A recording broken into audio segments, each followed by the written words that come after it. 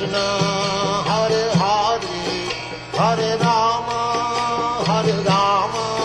Rama Rama, Hare Hare, Hare Krishna, Krishna Krishna, Hare Hare, Hare Rama, Rama Rama. Hare Krishna. I am Rajarsi. Welcome to Hare Krishna today. On today's program, we're going to continue our series overview of the Bhagavad Gita. We had been discussing the Sthita Pragya, the transcendentalist, the spiritual person, the person who is on the transcendental or spiritual platform beyond the influence of the material nature. But today the angle we're going to conclude is that Krishna is showing the obstacle, the problem we encounter in becoming that transcendentalist so we can safeguard ourselves, we can protect ourselves. So we are looking at the second chapter from verses 60 onwards. So Krishna says, let us take a read. Yatato hyapi kaunteya purushasya vipaschitaha indriyani pramathini haranti prasabham manaha.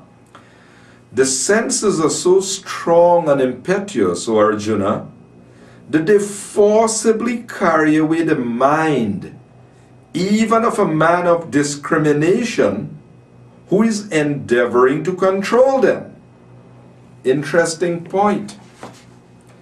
He's saying that the senses are so strong and impetuous that they can forcibly carry away the mind even of a man of discrimination who is endeavoring to control.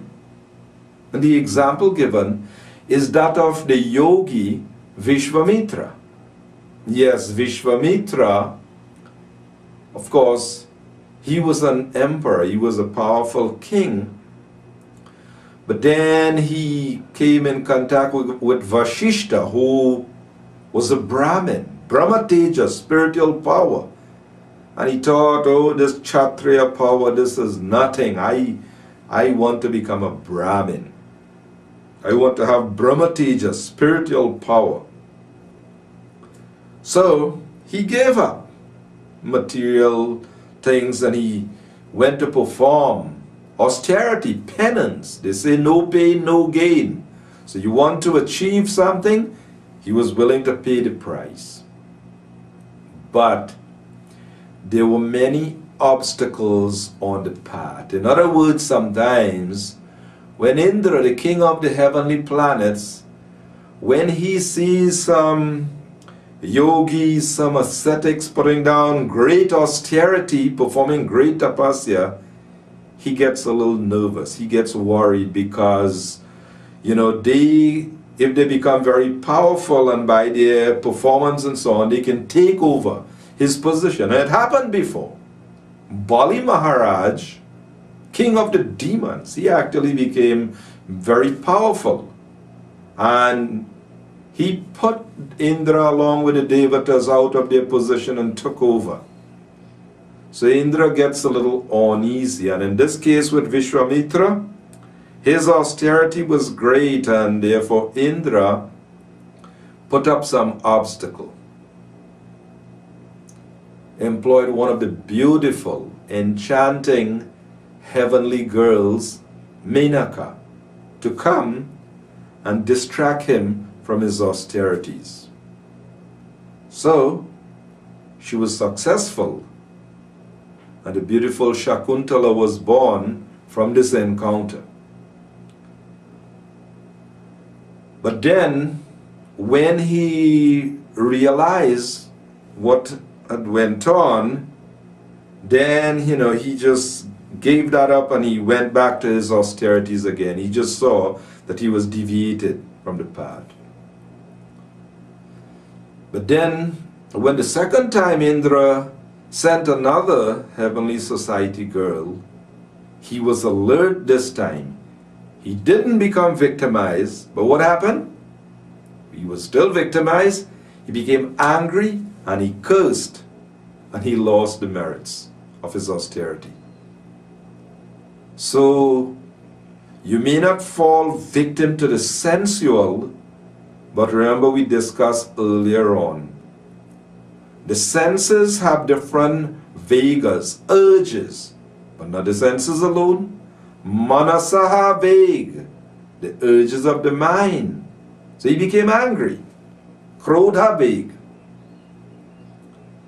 So here it said the senses are so strong and impetuous, Arjuna, that they forcibly carry away the mind, even of a man of discrimination, who is endeavoring to control them. Someone who is endeavoring to control. What to speak about people in general?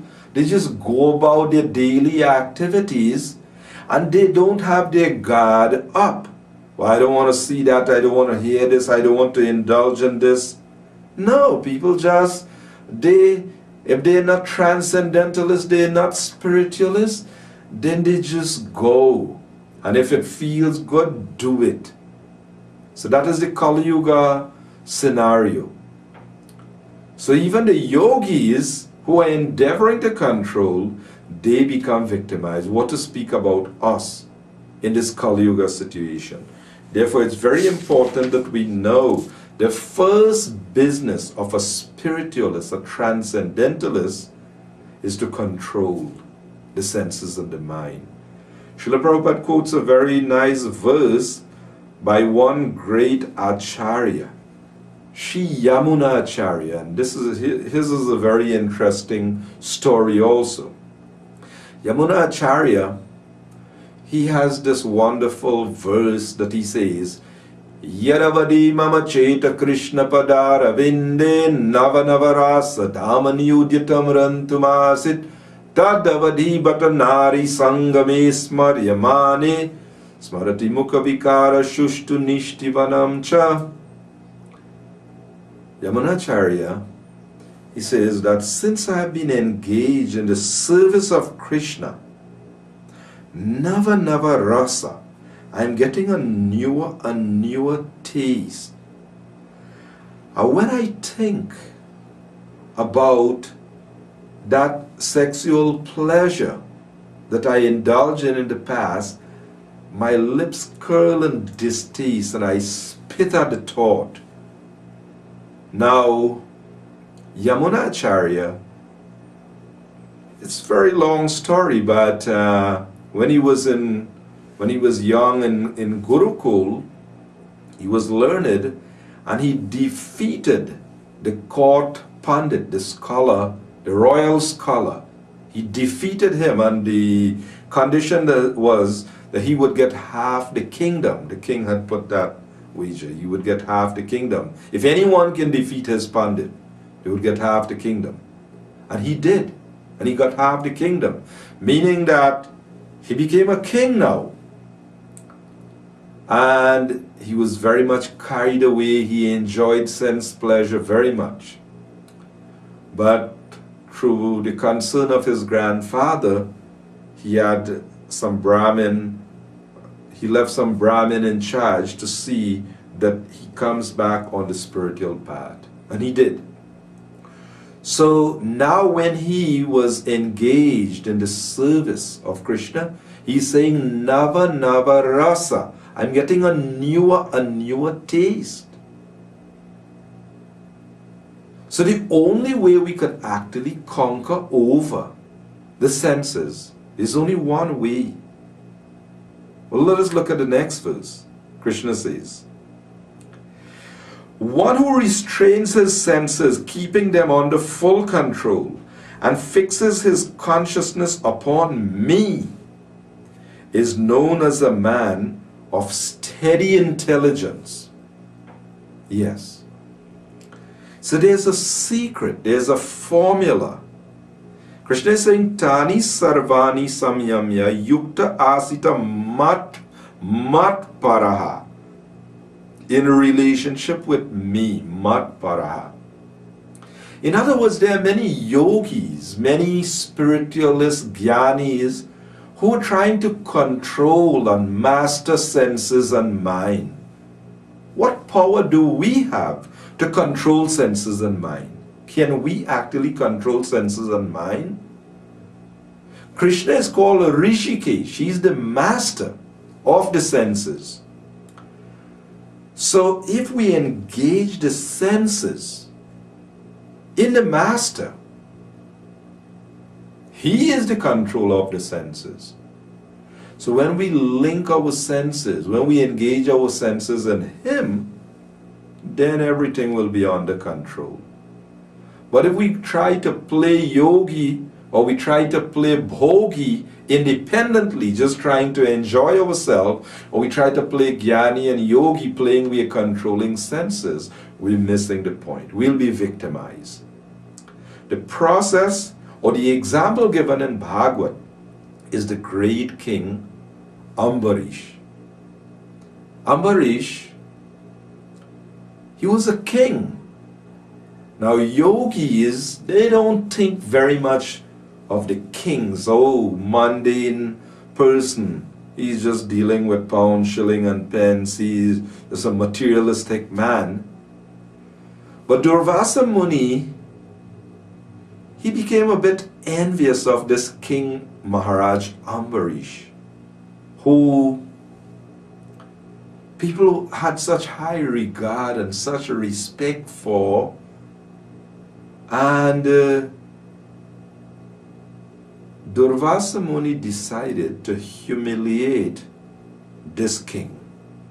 So he came at a time when the king, he was observing a vrat of Ekadashi. Now devotees of the Lord, they observe, they increase their devotion by observing. He said these days, like Ekadashi and Janamashmi, they give birth to devotion. We are looking to have some feeling, some bhav, some feeling for God.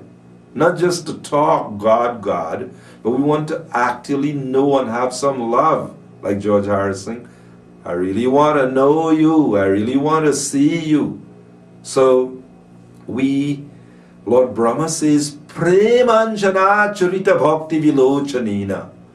When the eyes is anointed with prema, when we have awakened this love, then Yamshama Sundarama Chintya Gunaswarupam, then we'll be able to perceive this threefold bending form of Shama Sundar. So Durvasa Muni's attempt to humiliate Ambarish Maharaj, he wasn't successful. Instead, he was humiliated when he created a fiery demon to destroy the king. Then the king simply took shelter of the Lord. He is described as Matpara. Here Krishna is using the word Matpara. So the devotees who take shelter, they always absorb in the Lord. Maharaj Ambarish, his complete absorption in bhakti is described.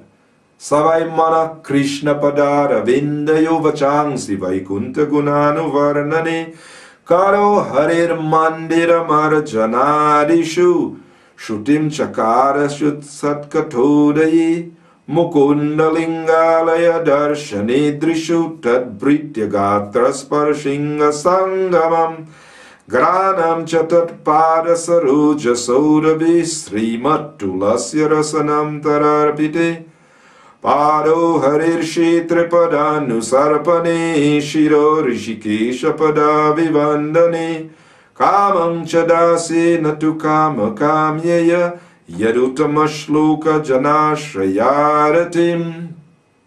It says here, King Ambarish fixes mind on the lotus feet of Lord Krishna, engages words in describing the abode of the Lord, his hands in cleansing the temple of the Lord, his ears in hearing the pastimes of the Lord, his eyes in seeing the form of the Lord, his body in touching the body of the devotee, his nostrils in smelling the flavor of the flowers offered to the lotus feet of the Lord, his tongue in tasting the tulsi leaves offered to him, his legs in traveling to the holy places where his temple is situated, his head in offering obeisances unto the Lord, and his desires in fulfilling the desires of the Lord. In all these qualifications made him fit to become a Matpara devotee of the Lord. And Prabhupada says, the word Matpara is most significant in this connection. How one can become Matpara is described in the life of Maharaj Ambarish. So, even though he was a king with apparently mundane responsibilities, but relationship with God is not something external. It is unmotivated and uninterrupted. It is the original thing, it's the natural thing, and it cannot be checked by anything. So if we have that sincere desire, then the Lord will make that provision. So trying to control senses and mind, it must be done in relation to the Supreme Lord. So what is described in the following verses, Krishna describes the falling down process, the process that diverts or deviates one from spirituality. So Krishna says, Dhyayato vishayan pungsa sangashteshu pajayati sangat sanjayati kama kamat krodho bijayati. While contemplating the objects of the senses, a person develops attachment. Very important, dhyayato. Dhyan means to contemplate, meditate. So when you contemplate the objects of the senses, you're contemplating things. Attachment develops for them. And then Krishna says, and from such attachment, lust, this uncontrolled desire to enjoy develops. And then when this lust is not satisfied, Krishna says, krodha, kamat krodho vijayati, krodha, anger. In today's society, there's a lot of that. Unfulfilled desires, hopes, expectations not fulfilled, and anger. People become very angry. So as long as we are going about with this strong lust, all kind of burning desires, we're carrying about our enemy, as we would see in detail in the next chapter. Yes, we'll get detailed information about this enemy in the next chapter. But here Krishna is giving the principle how contemplation, therefore, the first business of the spiritualist, the transcendentalist, the yogi, niyama, he has to regulate, he has to be willing to control the senses. He must take a vow in his life that I'll not yield to all the temptations. So then Krishna continues, Krodha bhavati samoha samohat smriti vibrama smriti brahmshad buddhinashu buddhinashat pranashyati. From anger, complete delusion arises. And from delusion, bewilderment of memory. When memory is bewildered, intelligence is lost. And when intelligence is lost, then one falls down into the material pool. So we are supposed to be functioning in a certain way. But when we don't get it right by following Guru, Sadhu and Shastra, when we don't follow spiritual discipline, instead we follow the one-eye guru. You know what's that, right? That's TV, but you got to be careful. Yes, you're watching transcendental program on television, but the one-eye guru, for most of the time, it is presenting mundane topics. So therefore, what happens? It incites, it awakens the material desires. Yes, this is the easy way that we fall victim. So Krishna is giving this process here, how easy it is to be distracted in this age of Kali Yuga. So intelligence lost and we become entangled in this way. So it's important to follow Guru, Sadhu and Shastra. Otherwise today if we follow the mundane system, then internet, and you get caught up in Maya Jal, into the net of Maya. So we should be very careful that if we want to get success in spiritual life, then Krishna is giving the system here. Then Krishna deals with a very important principle of the material world duality. Raga dvesha vimukta istu vishayan indriyaischaran atma vashair vidheyatma prasadam adhigachati. Krishna says, but a person free from attachment and aversion and able to control his senses through regulative principles. Through regulative principles of freedom can obtain the complete mercy of the Lord. Now sometimes when people hear about the regulative principles in our life, no meat eating, no intoxication, no gambling, no illicit sex, they say, but what do you do with your life? You must be suffering. What do you enjoy? So people become scared. But actually, when we connect with Krishna, He's the all-attractive, He's the reservoir of all pleasure. So earlier on we read, Vishayan. Krishna says, Vishaya vinivartante niraharasya deina rasa varajam rasopiyasya param drishva nivartate. Earlier on we read Krishna said that the embodied soul may be restricted from sense enjoyment, though the taste for sense objects still remain. But by ceasing such engagement, he is fixed in higher consciousness. By ceasing such engagement, he's getting param drishtva. Param drishtva, he's enjoying the higher taste. So we have a choice. The desire may still be there.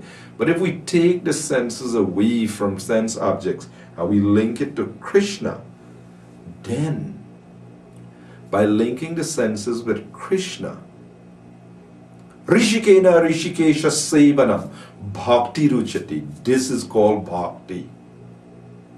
We give up the designations, the bodily designations.